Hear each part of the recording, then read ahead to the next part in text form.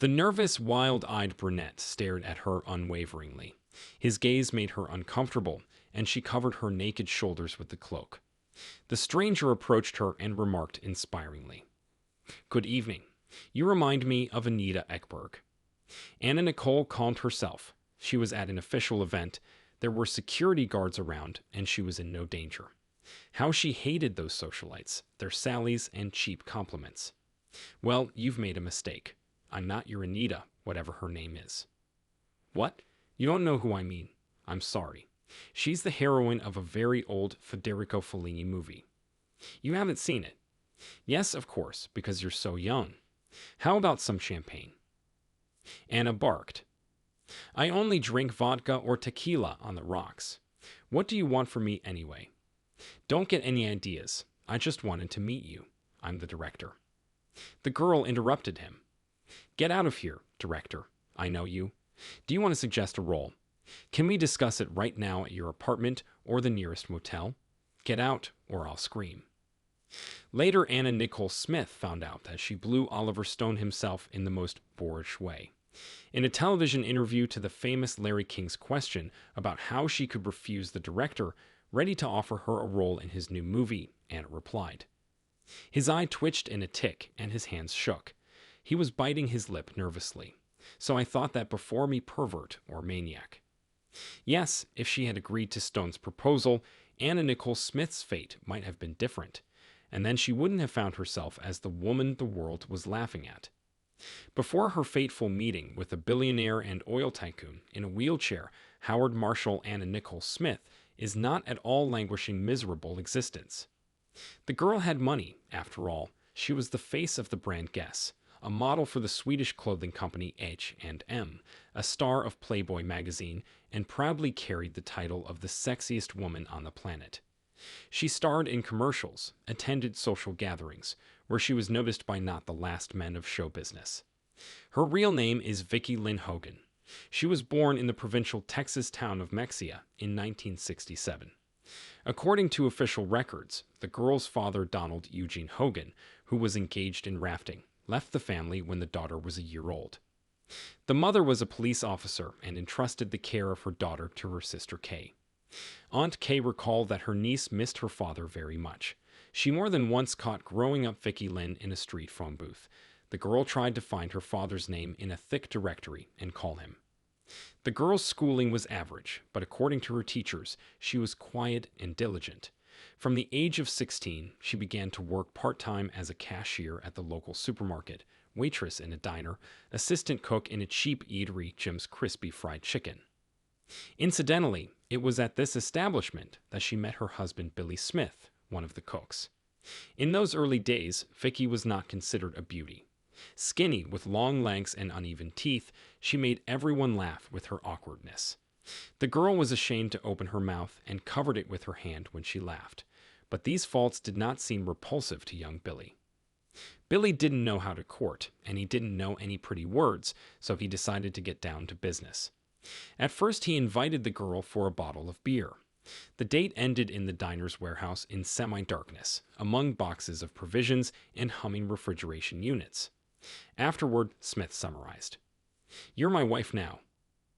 17-year-old Vicki moved in with Billy the next and married him.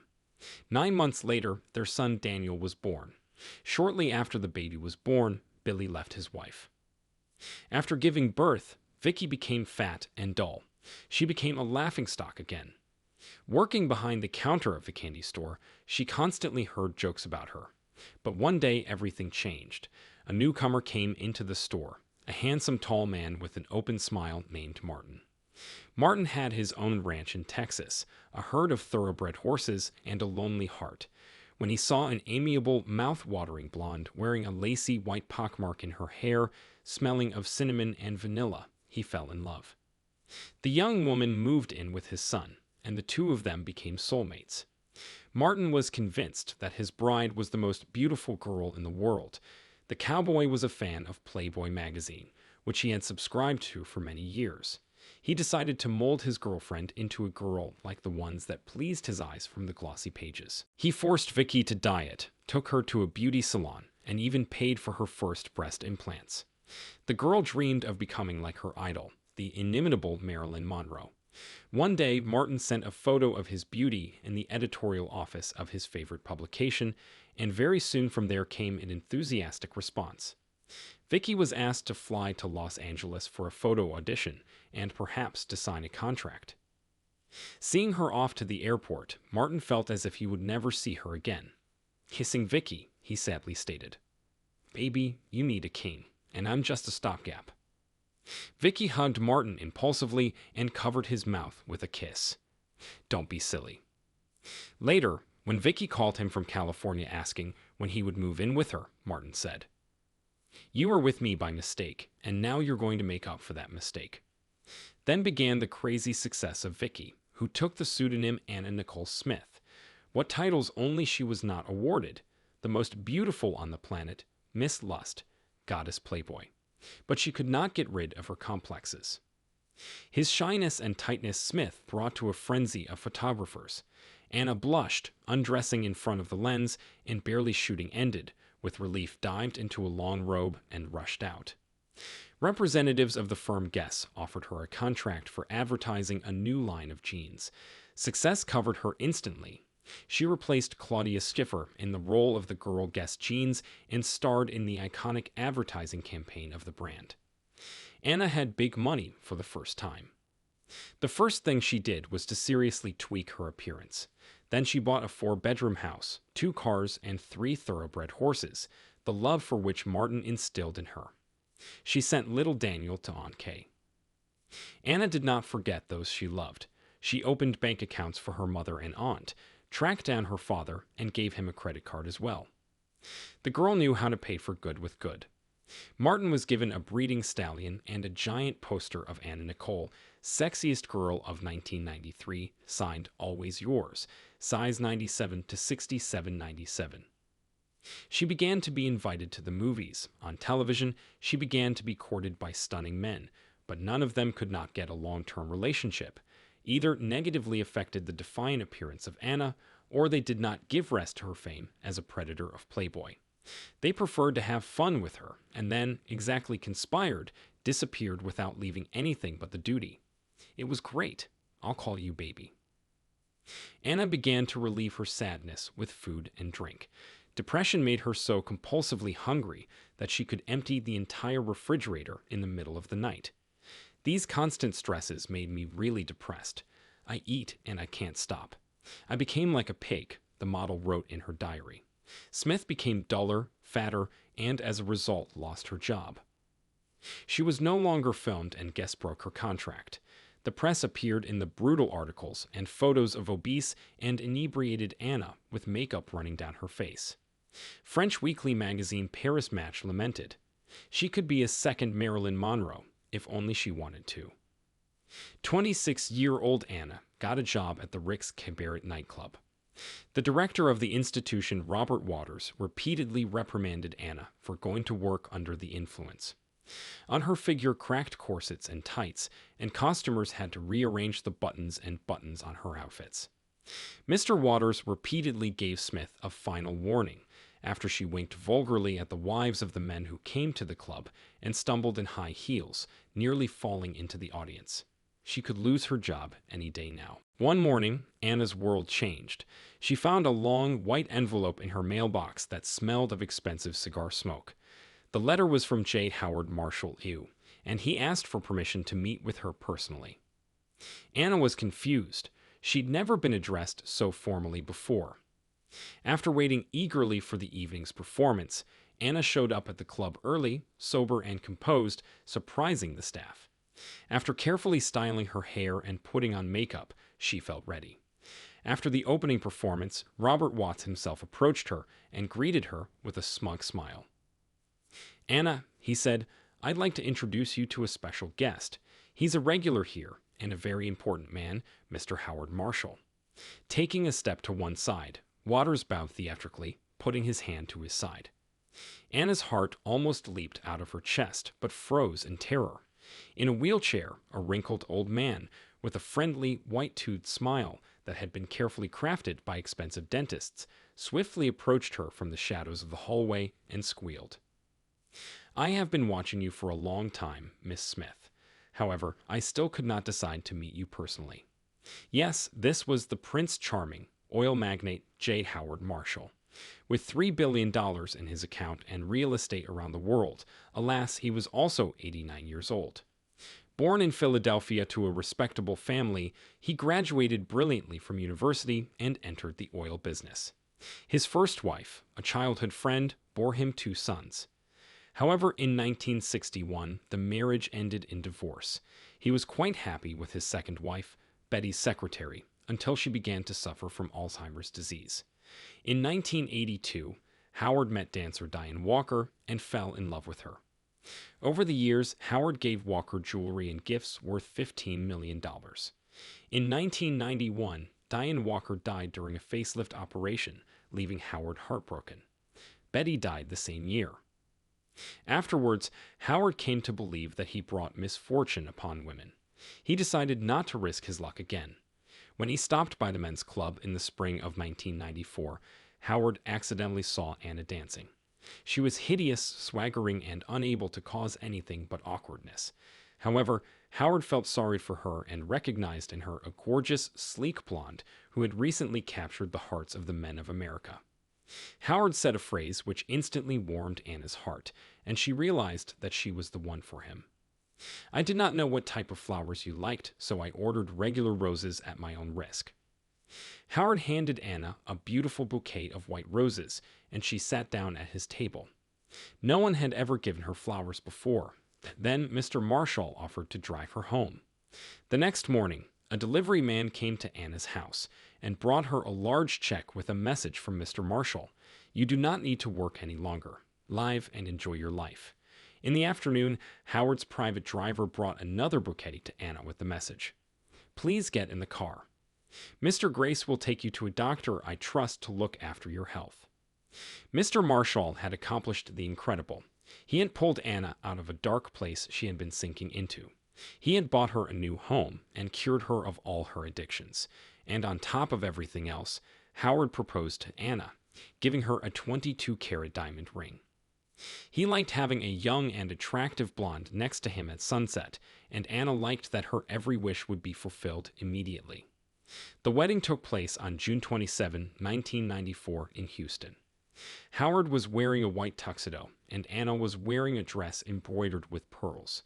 Mr. Howard got emotional and gave a speech. I have done a lot of good things in my life, but I have also made a lot of money, and if I can make this beautiful lady happy, then why not do so right now? After the ceremony, there was a banquet with cake and champagne. At the end, the newlyweds let off white pigeons in the sky. Howard affectionately called his young bride the light of his life, and Anna referred to him as her baby. His attitude towards Anna was not vulgar.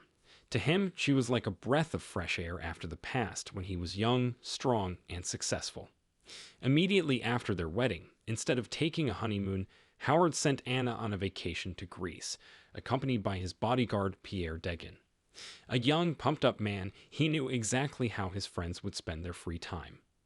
Marshall also opened a solid bank account for Anna, and she soon took her child to their new home. I just love Howard for what he has done for me and our son. I am grateful to him for helping me get out of that situation. I have never felt this way before, Anna confessed once. After 14 months of marriage on August 5, 1995, Howard Marshall died at the age of 90. The same day, Pierce Marshall kicked Anna out of their home, where she had been living with his father for the past year. Anna was angered by this decision.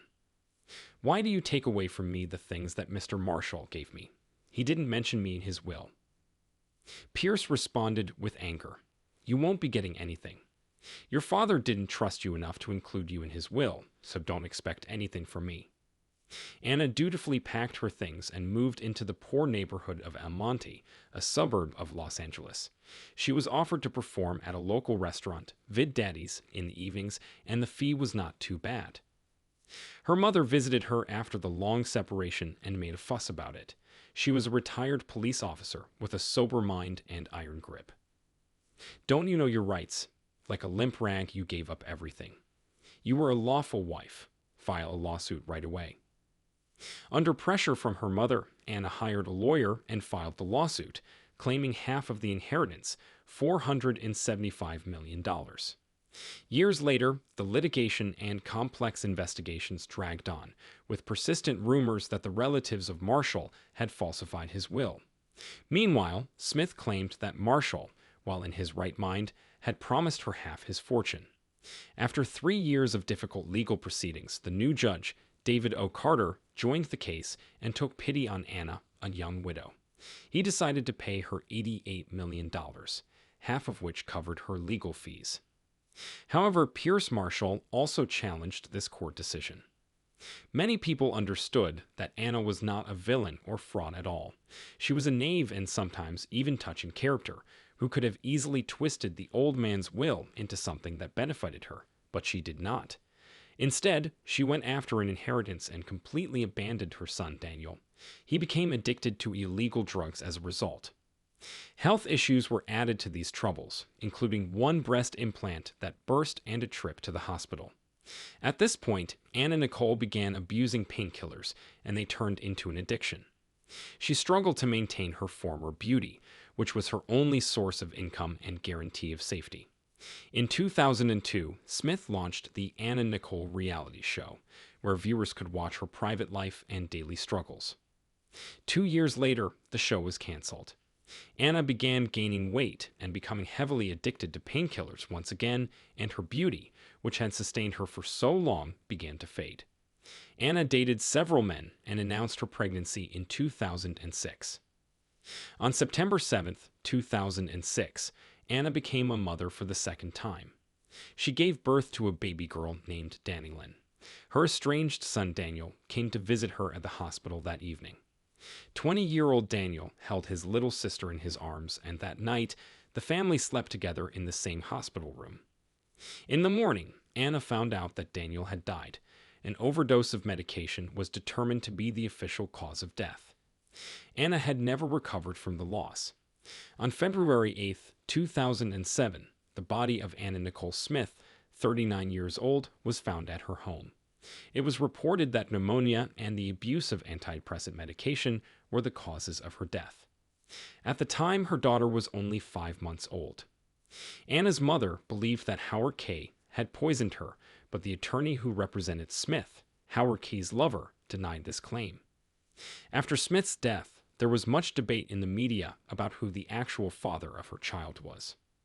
Several men claimed the role at once, but in April 2007, a DNA test established that Larry Burkhead, Smith's photographer and lover, was the biological father and not Howard K., whom Anna met shortly before her death. The attorney did not dispute the decision, and Burkhead was given custody of Danilyn. The girl would become the sole heir to the vast Smith fortune, which had ruined Anna Nicole.